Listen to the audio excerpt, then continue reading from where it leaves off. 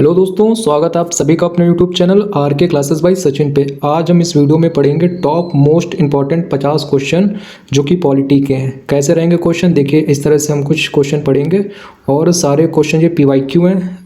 सारे क्वेश्चन किसी ना किसी एग्जाम में पूछे जा चुके हैं जो आपके लिए बहुत हेल्पफुल रहेंगे। चलिए देखते हैं एक एक करके क्वेश्चन, और क्वेश्चन के जैसे ही जो आंसर हो, जैसे मान लीजिए 50 क्वेश्चन में आपके कितने क्वेश्चन सही हो रहे हैं, आप उसका हमें कमेंट बॉक्स में बताएंगे। देखिए चलिए आज का पहला क्वेश्चन शुरू करते हैं। पहला क्वेश्चन है, भारतीय संविधान सभा का गठन किस योजना के तहत किया गया? तो कैबिनेट मिशन योजना 1946 के मिशन योजना के तहत भारतीय संविधान का गठन कैबिनेट मिशन योजना 1946 के तहत किया गया था। ये पहला क्वेश्चन, इसका ऑप्शन बी इस राइट हो जाएगा। और दूसरा क्वेश्चन देखते हैं यहाँ पे कहता है संविधान सभा के अस्थायी अध्यक्ष कौन चुने गए थे? जैसा कि आप सभी को पता है कि भारतीय संविधान सभा की पहली बैठक 9 दिसंबर 1946 को हुई थी। उसमें क्या हुआ था, उसमें सच्चिदानंद सिन्हा को अस्थायी अध्यक्ष चुना गया था। दूसरी बैठक कब हुई थी? दूसरी बैठक आपकी 11 दिसंबर 1946 को हुई थी, जिसमें क्या था, जिसमें डॉक्टर राजेंद्र प्रसाद को स्थायी अध्यक्ष चुना गया था। तीसरा क्वेश्चन देखते हैं। तीसरा क्वेश्चन कहता है संविधान सभा के स्थायी अध्यक्ष, देखिए तो अभी हमने पीछे बात की स्थायी अध्यक्ष किसे कहा गया था, तो स्थायी अध्यक्ष हमारे बनाए गए थे डॉक्टर राजेंद्र प्रसाद को। कब बनाया गया था? दूसरी संविधान सभा की दूसरी बैठक में, जो कि कब हुई थी? 11 दिसंबर 1946 को हुई थी। ये भी आप याद रखिएगा। तीसरा क्वेश्चन आइए देखते हैं, संविधान सभा का उद्देश्य प्रस्ताव किसने प्रस्तुत किया था? देखिए संविधान सभा में जो उद्देश्य प्रस्ताव है वो पेश किया था हमारे पंडित जवाहरलाल नेहरू ने। और कब पेश किया था? 13 दिसंबर 1946 को। 13 दिसंबर 1946 को पेश किया था। ये संविधान सभा की तीसरी बैठक थी। अगर आपसे पूछें कि सब ये उद्देश्य प्रस्ताव कब माना गया था, तो 22 जनवरी 1947 को इसे प्रस्ताव को मान लिया गया था, 22 जनवरी 1947 को। अगला क्वेश्चन देखते हैं, ये क्वेश्चन नंबर 6। क्वेश्चन नंबर 6 क्या करता है, भारतीय संविधान में मूल अधिकार किस देश से संविधान से लिए गए? तो मौलिक अधिकार आपको पता है, मौलिक अधिकार लिए गए अमेरिका से। ब्रिटेन से क्या लिया गया? संसदीय शासन प्रणाली, एकल नागरिकता, ये ब्रिटेन से लिए गए। आयरलैंड से क्या लिए गए? राज्य के नीति निर्देशक तत्व जो है वो आयरलैंड से लिए गए। और मौलिक कर्तव्य रूस से लिए गए। तो पूछा गया था कि मौलिक अधिकार, तो मौलिक अधिकार अमेरिका से लिए गए। ऑप्शन ए इस राइट हो जाएगा। अगला क्वेश्चन है क्वेश्चन नंबर 7, जो कि कहता है राज्य के नीति निर्देशक तत्व किस देश से लिए गए? अभी हमने पीछे देखिए पढ़ा है कि राज्य के नीति निर्देशक तत्व आयरलैंड से लिए गए थे। तो इसका ऑप्शन हो जाएगा ऑप्शन सी इज राइट। अगर आपसे पूछे कि दक्षिण अफ्रीका से क्या लिया गया था, तो दक्षिण अफ्रीका से क्या है, संविधान संशोधन की प्रक्रिया। संविधान संशोधन की जो प्रक्रिया है वो कहाँ से ली गई थी? वो हमारी दक्षिण अफ्रीका से ली गई थी, दक्षिण अफ्रीका बी। ऑस्ट्रेलिया से पूछे तो समवर्ती सूची ऑस्ट्रेलिया से ली गई है और प्रस्तावना की भाषा ऑस्ट्रेलिया से ली गई है। कनाडा से संघात्मक शासन प्रणाली जो कहाँ से ली गई? कनाडा से ली गई है।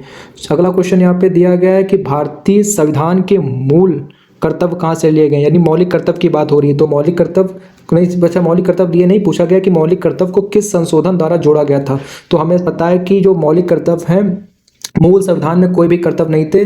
और जो 42वें संविधान संशोधन जो है, ये 42वें संविधान द्वारा क्या किए गए थे? मौलिक कर्तव्य जोड़े गए थे। और शुरुआत में कितने थे? शुरुआत में आपके केवल 10 मौलिक कर्तव्य जोड़े गए थे। 11वां मौलिक कर्तव्य कब जोड़ा गया था? जो कि अभी 86वें संविधान संशोधन अधिनियम द्वारा जोड़ा गया था 2002 में। ठीक, ये देखिए ये जो है 86वां संविधान, इसमें क्या था? 11वां मौलिक कर्तव्य जोड़ा गया था। जो 11वां मौलिक कर्तव्य क्या था? 11वां मौलिक कर्तव्य ये था कि 6 से लेकर 14 वर्ष तक की आयु को बच्चे के कहाँ पर स्कूल भेजना चाहिए। यह प्रत्येक माता पिता व अभिभावक का कर्तव्य है कि वह 6 से लेकर 14 वर्ष के आयु बच्चे को स्कूल भेजिए। अगला क्वेश्चन कह रहा है कि राष्ट्रपति पर महाभियोग चलाने की प्रक्रिया किस अनुच्छेद में वर्णित है? तो राष्ट्रपति पर महाभियोग किसमें? अनुच्छेद 61 में है। अनुच्छेद 61 में। अनुच्छेद 72 में क्या है? अनुच्छेद राष्ट्रपति की क्षमादान की शक्ति है। अनुच्छेद 72 में क्या है? राष्ट्रपति की क्षमादान की शक्ति। अनुच्छेद 61 में क्या है? राष्ट्रपति पर महाभियोग। अब कहता है अगला क्वेश्चन कहता है डॉक्टर BR अम्बेडकर ने किस अनुच्छेद को संविधान की आत्मा या हृदय कहा है? तो अनुच्छेद 32 इसका राइट आंसर हो जाएगा। अनुच्छेद 32 में क्या है? अनुच्छेद 32 में सर्वोच्च न्यायालय की रिट जारी करने की शक्ति, जो सर्वोच्च न्यायालय की रिट जारी करने की शक्ति है वो अनुच्छेद 32 में, उसे ही डॉक्टर BR अम्बेडकर ने इस अनुच्छेद को क्या है? संविधान की आत्मा कहा है। और अनुच्छेद 32 यानी क्या समझाता है कि जैसे किसी व्यक्ति के मौलिक अधिकार जो होते हैं उसका हनन हो तो उसके लिए वो कहाँ जा सकता है? सीधा उसके लिए वो सर्वोच्च न्यायालय जा सकता है।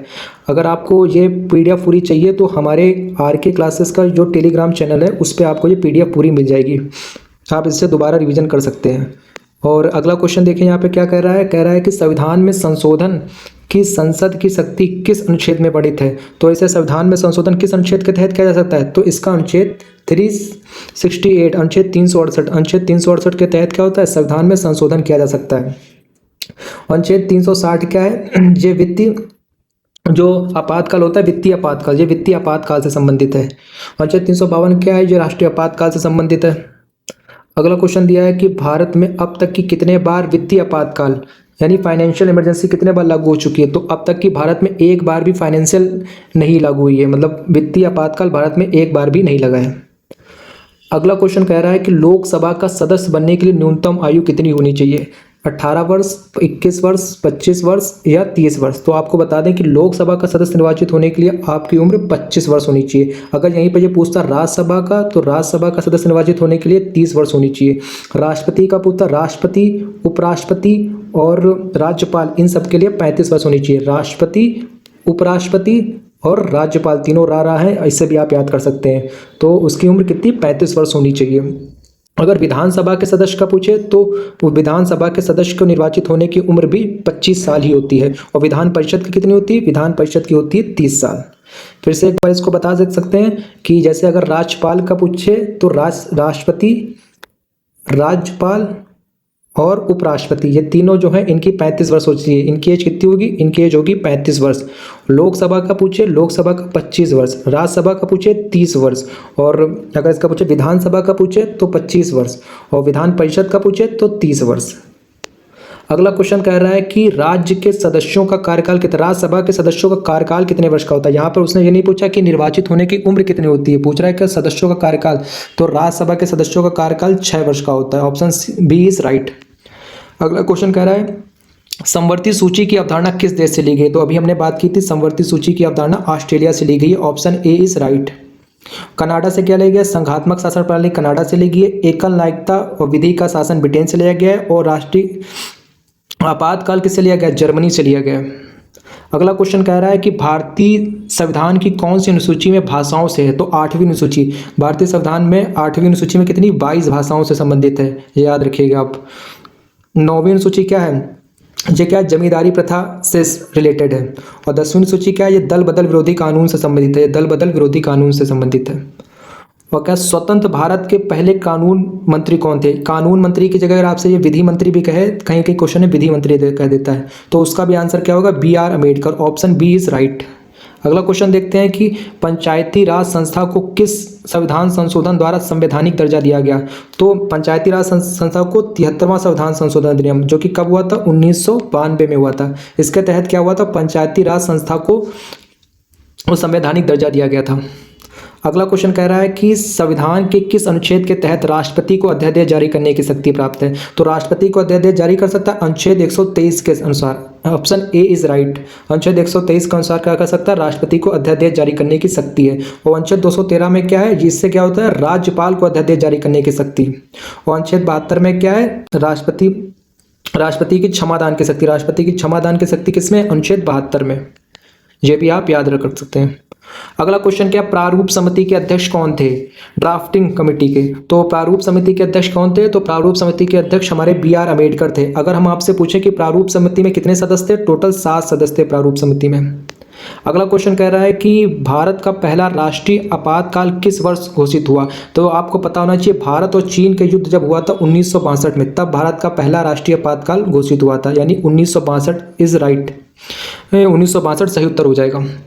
अगला क्वेश्चन कह रहा है कि भारतीय संविधान में प्रस्तावना किस देश से ली गई। प्रस्तावना की भाषा, अगर प्रस्तावना पूछता तो हमारा आंसर अलग होता, प्रस्तावना की भाषा पूछेगा तो हमारा आंसर अलग होगा। अगर आपको यहाँ से प्रस्तावना की भाषा पूछेगी तो प्रस्तावना की भाषा हमारी यहाँ पर ऑस्ट्रेलिया से ली गई। समवर्ती सूची और प्रस्तावना की भाषा और ज्वाइंट मीटिंग, ये तीनों चीज़ें कहाँ से ली गई, ऑस्ट्रेलिया से ली गई हैं। रूस से पूछेगा क्या लिया गया, तो रूस से क्या लिया गया, मौलिक कर्तव्य जो है वो हमारे रूस से लिए गए। मौलिक कर्तव्य तो हमारे रूस से लिए गए। अगला क्वेश्चन पूछे, यहाँ पे थोड़ा मैं पेन का साइज थोड़ा छोटा कर लेता हूँ, शायद आपको देखने में दिक्कत हो रही हो। अगला क्वेश्चन आप जब तक कि नेक्स्ट क्वेश्चन पढ़िए।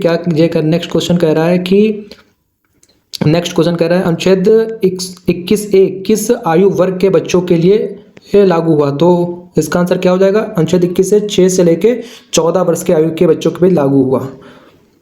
ये 86वें संविधान संशोधन द्वारा लागू हुआ था, जो हमने आपको बताया है। और भारत में संपत्ति के अधिकार को मौलिक अधिकार से हटाकर कानूनी अधिकार कब बनाया गया? तो ये क्या था? 44वां संविधान संशोधन, मोस्ट इंपॉर्टेंट संशोधन। 44वां संविधान संशोधन जो था, जो 1978 में हुआ था, इसके तहत क्या हुआ? जो संपत्ति के अधिकार है उसको कानूनी अधिकार, मौलिक अधिकार से हटाकर कानूनी अधिकार बना लिया गया था। अगर हम पूछें यहाँ पर 42वें संविधान संशोधन अधिनियम, जो कि 1976 में हुआ था, जो मोस्ट इंपॉर्टेंट है, इसे हम लघु संविधान भी कहते हैं। इसके तहत क्या हुआ था? समाजवादी, पंथ निरपेक्ष और अखंडता शब्द भी जोड़े गए थे। ये भी मोस्ट इंपॉर्टेंट है, ये भी कई बार पेपर में पूछा जा चुका है। अगर आपसे पूछे 52वां संविधान संशोधन में क्या हुआ था, तो 52वां संविधान संशोधन अधिनियम 1985 में आया था, जिसके तहत क्या 10वीं अनुसूची जोड़ी गई थी। और 10वीं अनुसूची किससे संबंधित थी? दल बदल विरोधी कानून से संबंधित थी। अगर पूछे आपसे 61वां संविधान संशोधन, 61वां संविधान संशोधन में क्या हुआ था? जो मताधिकार की उम्र है, जो वर्तमान में 18 वर्ष है, तो पहले 21 वर्ष हुआ करती थी, तो उसमें क्या हुआ था? उसकी उम्र 21 वर्ष से घटाकर 18 वर्ष कर दी गई थी 61वें संविधान संशोधन अधिनियम 1989 के द्वारा। अगला क्वेश्चन पूछ रहा है कि संसद के दोनों सदनों की संयुक्त बैठक की अध्यक्षता कौन करता है? तो संयुक्त बैठक किस अनुच्छेद में? सबसे पहले तो ये जानते हैं कि संसद के सदनों की संयुक्त बैठक अनुच्छेद 108 में है, और इसकी अध्यक्षता कौन करता है? लोकसभा अध्यक्ष करते हैं। और अगला क्वेश्चन देखते हैं कि भारतीय संविधान का संरक्षक किसे कहा जाता है? तो भारतीय संविधान का संरक्षण सभी को पता है, सुप्रीम कोर्ट को कहा जाता है। इसमें आप कंफ्यूज हो सकते हैं राष्ट्रपति को, पर राष्ट्रपति गलत ऑप्शन है, ऑप्शन सी इज राइट, उच्चतम न्यायालय ही इसका आंसर होगा, ऑप्शन सी। आप सभी क्वेश्चन के आंसर कमेंट बॉक्स में बताइएगा, और लास्ट में ये भी बताइएगा कि 50 में से कितने आपके आंसर सही हुए। और मतदान, अगला क्वेश्चन देखते हैं कि मतदान करने की उम्र 21 वर्ष से घटाकर, देखिए पिछले क्वेश्चन में इस क्वेश्चन की बात की गई थी, 21 वर्ष से घटाकर 18 वर्ष किस संशोधन द्वारा की गई? तो अभी हमने पढ़ा है 61वां संविधान संशोधन अधिनियम 1989, इसके द्वारा क्या हुआ था? मताधिकार की उम्र 21 वर्ष से घटाकर 18 वर्ष कर दी गई थी, मोस्ट इंपॉर्टेंट है। अगर 73वां संविधान संशोधन पूछे तो इसमें क्या हुआ था? इसमें पंचायती राज को संवैधानिक दर्जा मिला था, पंचायती राज को संवैधानिक दर्जा मिला था। अगला क्वेश्चन पूछिए, अगला क्वेश्चन क्या है? अगला क्वेश्चन नंबर 28 है, जो कह रहा है संविधान सभा द्वारा राष्ट्र ध्वज को कब अपनाया गया? मोस्ट इंपॉर्टेंट क्वेश्चन है ये, इसका आंसर आप बताइए। एक ऑप्शन ए 22 जुलाई 1947, ऑप्शन बी 24 जनवरी 1950, ऑप्शन सी 15 अगस्त 1947, ऑप्शन डी क्या है? 26 नवंबर 1949। देखिए इससे हम 2-3 क्वेश्चन पढ़ेंगे। देखिए पहला क्वेश्चन क्या कह रहा है कि राष्ट्रीय ध्वज को कब अपनाया गया? तो राष्ट्रीय ध्वज को अपनाया गया था ऑप्शन ए 22 जुलाई 1947 को राष्ट्रीय ध्वज को अपनाया गया था। अगर इसी जगह आपसे पूछ देता राष्ट्रीय गीत और राष्ट्रीय गान को कब अपनाया गया था, तो हमारा आंसर हो जाता 24 जनवरी 1950। अगर हमसे पूछता कि राष्ट्रीय गान और राष्ट्रीय गीत को कब अपनाया गया, तो 24 जनवरी 1950। अगर पूछता कि जो डॉक्टर राजेंद्र प्रसाद हैं वो भारत के जो पहले राष्ट्रपति हैं वो किस दिन बने थे, तो वो भी 24 जनवरी 1950 को बने थे। और 15 अगस्त 1947 को क्या हुआ था? हमारा देश आज़ाद हुआ था, ठीक। और अभी क्या था? 26 नवंबर 1949 को तक क्या हुआ था? संविधान सभा द्वारा संविधान को अपनाया गया था। चारों मोस्ट इंपॉर्टेंट डेट हैं, आप इसमें क्या क्या हुआ था देखिएगा। अगला क्वेश्चन क्या कह रहा है? दल बदल विरोधी कानून, अभी हमने पीछे पढ़ा है, किस अनुसूची से संबंधित है? तो हमें पता है 10वीं अनुसूची से संबंधित है। 10वीं अनुसूची जो कि किस, जो कि 52वें संविधान संशोधन अधिनियम 1985 द्वारा ऐड की गई थी 10वीं अनुसूची। अगला क्वेश्चन क्या कह रहा है कि भारत के नियंत्रक एवं महालेखा परीक्षक CAG की नियुक्ति कौन करता है? तो भारत के राष्ट्रपति करते हैं। और किस आर्टिकल के तहत? अनुच्छेद 148 के तहत। अगला क्वेश्चन अगर आपसे पूछ लेता कि भारत के नियंत्रक व महालेखा परीक्षक की शक्तियां किसमें है, तो अनुच्छेद 149 हो जाता। अगला क्वेश्चन पूछ रहा है कि संविधान के किस भाग को भारत का मैग्ना कार्टा कहता है? तो भारतीय संविधान का जो भाग 3 है, इसके अंदर क्या है? मौलिक अधिकार है, इसे ही क्या कहता है? भारतीय संविधान का मैग्ना कार्टा कहा जाता है। और भारतीय संविधान का भाग 3 कहाँ से कहाँ तक है? तो आर्टिकल 12 से लेकर आर्टिकल 35 तक है, याद रखिएगा ये भी। अगला क्वेश्चन देखते हैं कि उपराष्ट्रपति के चुनाव में कौन कौन भाग लेता है? तो केवल लोकसभा अध्यक्ष गलत, केवल राज्यसभा अध्यक्ष गलत, संसद के दोनों सदनों के सभी सदस्य, ये सही हो जाएगा। संसद व राज्य विधानसभा के सदस्य, ये गलत हो जाएगा, तो ऑप्शन सी इज राइट। अगर पूछता राष्ट्रपति में, तो देखिए अच्छा इसी का आंसर देखने पहले कि उपराष्ट्रपति के चुनाव में कौन भाग लेता है, तो ऑप्शन सी हो जाएगा, संसद के दोनों सदनों के सभी सदस्य। अगला क्वेश्चन पूछ रहा है मुख्य चुनाव आयुक्त का कार्यकाल कितने वर्ष का होता है? तो ऑप्शन ए देखा है 5 वर्ष, ऑप्शन बी 6 वर्ष, ऑप्शन सी 5 वर्ष, अच्छा 5 वर्ष 65 वर्ष तक की। तो इसका आंसर हो जाएगा option C, sorry option B 6 वर्ष व 65 वर्ष की आयु तक। यानी इसका कहने का मतलब है 6 वर्ष तक रहेगा या 65 वर्ष की आयु तक, इसमें से जो पहले हो जाएगा वहां तक उसका कार्यकाल चलेगा। अगला क्वेश्चन क्या कह रहा है कि भारत में संविधान संशोधन कब हुआ था? भारत में पहला संविधान संशोधन कब हुआ था? तो पहला संविधान संशोधन अधिनियम 1950 में हुआ था, जिसके तहत क्या हुआ था? 9वीं अनुसूची जोड़ी गई थी, 9वीं अनुसूची जोड़ी गई थी जो कि जमींदारी प्रथा से संबंधित थी।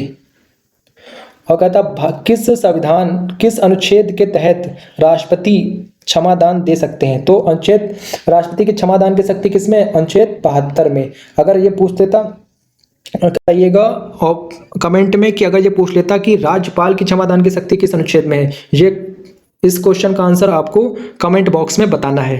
अगला क्वेश्चन पूछ रहा है कि भारतीय संविधान में एकल नागरिकता का प्रावधान कहां से लिया गया? अभी हमने पढ़ा था एकल नागरिकता का प्रावधान ब्रिटेन से लिया गया है। ऑप्शन ए इज राइट हो जाएगा। कनाडा से अगर पूछ लिया क्या लिया, तो संघात्मक शासन प्रणाली कहां से ली गई? कनाडा से ली गई है।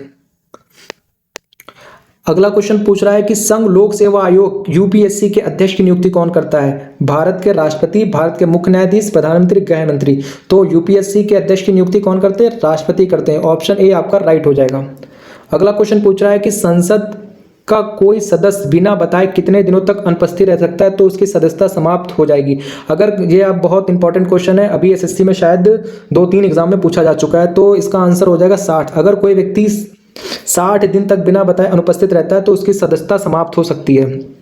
अगला क्वेश्चन क्या है? भारतीय संविधान का पूर्ण रूप से कब लागू हुआ? तो हमारा संविधान लागू हुआ था 26 जनवरी 1950 को, लेकिन पूरी तरह से अगर पूछे कि संविधान सभा द्वारा कब माना गया, तो मतलब संविधान सभा द्वारा कब अपनाया गया था, तो 26 नवंबर 1949 को। इसमें आप कंफ्यूज ना होइएगा।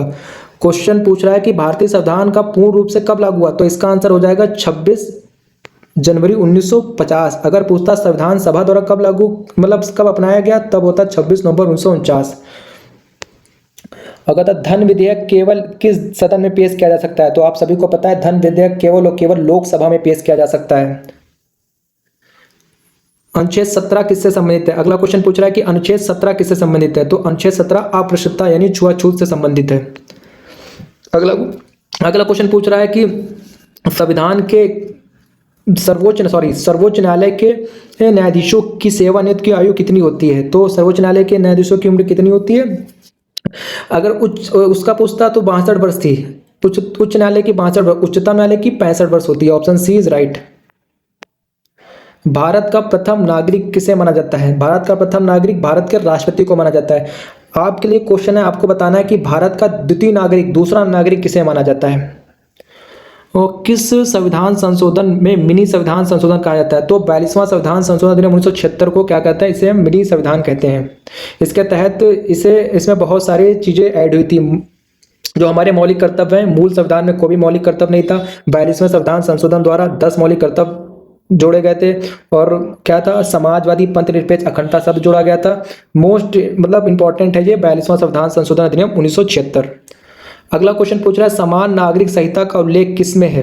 तो नागरिकों के लिए समान नागरिक संहिता अनुच्छेद 44, ये ऑप्शन सी हो जाएगा। अनुच्छेद 40 पूछे तो क्या है इसमें? क्या ग्राम पंचायतों का गठन है। ठीक। अनुच्छेद अगर 50 पूछ ले तो क्या है? ये कार्यपालिका को न्यायपालिका से अलग करता है। और अगला क्वेश्चन पूछ रहा है कि भारत के राष्ट्रपति को पद एवं गोपनीयता की शपथ कौन दिलाता है? यानी भारत के राष्ट्रपति को शपथ कौन दिलाता है? तो भारत के मुख्य न्यायाधीश, भारत के सीजीआई। अगला क्वेश्चन पूछ रहा है भारत में राज्यपाल की नियुक्ति कौन करता है? राज्यपाल की नियुक्ति भारत के राष्ट्रपति करते हैं। ऑप्शन बी राइट हो जाएगा। अगला क्वेश्चन पूछ रहा है कि भारत के 2 क्रमिक सत्रों के बीच संसद के 2 क्रमिक सत्रों के बीच अधिकतम कितना समय अंतराल हो सकता है? तो 6 माह तक हो सकता है। ऑप्शन बी इसका सही आंसर हो जाएगा। अगला क्वेश्चन पूछ रहा है कि भारत के महान्यायाधीशों की नियुक्ति किस अनुच्छेद के तहत होती है? ये आपके लिए होमवर्क रहेगा। इसका आंसर भी आपको कमेंट बॉक्स में बताना है।